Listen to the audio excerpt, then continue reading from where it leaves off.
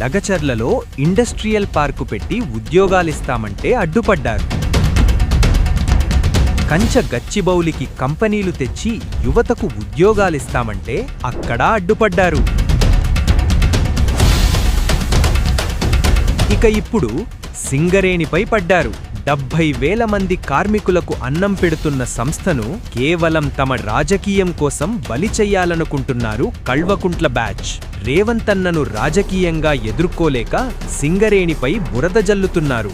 సింగరేణికి అవినీతి మరకలు అంటిస్తే దాన్ని సాకుగా చూపి ఫ్యూచర్లో కొత్త గనుల కేటాయింపుల్లో కేంద్రం కొర్రీలు పెట్టచ్చు. అదే జరిగితే సంస్థ ఉనికే ప్రశ్నార్థకమవుతుంది.